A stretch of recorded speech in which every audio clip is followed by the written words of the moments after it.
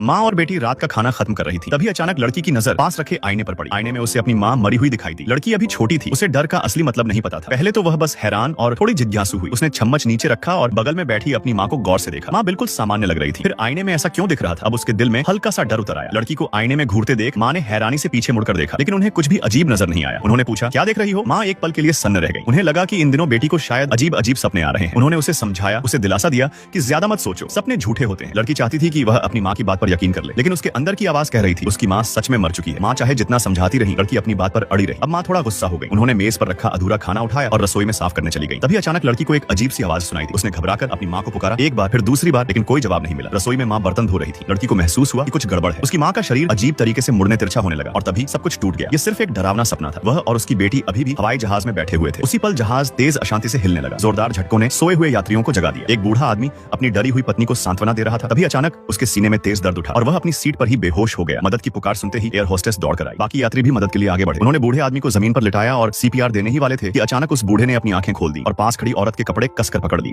यह अब तक का सबसे अजीब गांव था, क्योंकि इस गांव में लाल रंग की कोई भी चीज दिखाई देना सख्त मना था। यहाँ तक कि अगर कोई लाल फूल भी उग जाता तो उसे तुरंत तोड़ दिया जाता और मिट्टी में दबा दिया जाता, ताकि उसका नामो निशान मिट जाए, वरना वो एक भयानक राक्षस को अपनी तरफ खींच लाता। असल में इस सुनसान गांव में एक डरावनी कहानी पीढ़ियों से चली आ रही थी। कहा जाता था कि जंगल की गहराइयों में कुछ खतरनाक राक्षस रहते हैं। उन्हें लाल रंग बेहद पसंद थे और पीले रंग से नफरत थी। अगर गांव में लाल रंग की कोई भी चीज दिखाई दे जाए तो वो पूरे गांव वालों को मार डालते थे। इसीलिए गांव के मुखिया और बुजुर्गों ने उन राक्षसों से एक समझौता किया था। पहला नियम था कि गांव में लाल रंग की कोई चीज नहीं दिखनी चाहिए। दूसरा नियम था कि गांव का कोई भी इंसान बाहर नहीं जाएगा और तीसरा नियम ये था कि हर साल की शुरुआत में उन्हें कच्चा मांस काटकर जंगल में फेंकना होगा। अब तक सभी लोग इस समझौते को मानते आए थे और गांव कई सालों तक शांति से चलता रहा। लेकिन दिन एक मूर्ख इंसान ने इस शांति को तोड़ दिया। उसके हाथ में जंगल की गहराइयों में मिलने वाला एक लाल फल था। उसी रात पहरा दे रहे गांव वालों ने देखा कि एक लाल राक्षस चुपके से गांव में घुस आया है। वो तुरंत खतरे की घंटी बजाने दौड़ा ताकि सबको पता चल जाए कि राक्षस आ चुका है। घंटी की आवाज सुनते ही गांव वाले तेजी से अपने अपने घरों में छिपने भागे। हर घर के नीचे एक तहखाना बना हुआ था। घर लौट रहा जैक जब रास्ते में अकेली बच्ची को देखता है तो वो जल्दी से उसे उसके घर पहुंचाता है और बाकी गांव वालों की दरवाजे और खिड़कियां बंद करने में मदद करने लगता है। लेकिन इसी वजह से वो खुद छिपने में देर कर देता है और लगभग राक्षस की नजर उस पर पड़ ही चुकी थी। उधर एना बेचैनी से जैक का इंतजार कर रही थी, क्योंकि वो एक अंधी लड़की थी। इसलिए वो बस अपने हाथ ऊपर उठाकर कोशिश कर रही थी कि जैक उसे देख ले, लेकिन उसके सामने जैक नहीं बल्कि एक राक्षस आ गया। राक्षस एना पर हमला करने ही वाला था कि तभी आखिरी पल में जैक वहां पहुंच गया और एना को खींचकर तहखाने में ले गया। सब लोग एक दूसरे से सिमटकर ऊपर की तरफ देख रहे थे और भगवान से प्रार्थना कर रहे थे कि राक्षस जल्दी वहां से चला जाए। उस पूरी रात गांव वाले तहखाने में ही छिपे रहे। अगली सुबह आखिरकार राक्षस वहां से जा चुका था, लेकिन हर घर के दरवाजे पर लाल निशान बने हुए थे। ये साफ था कि राक्षस दोबारा जरूर लौटेगा। गांव का मुखिया तुरंत आदमियों को लेकर जंगल के किनारे पहुंचा और राक्षसों से समझौता बनाए रखने के लिए वहां कच्चे मांस का बड़ा टुकड़ा फेंक दिया। लेकिन उसी रात फिर कुछ बेहद डरावना हुआ।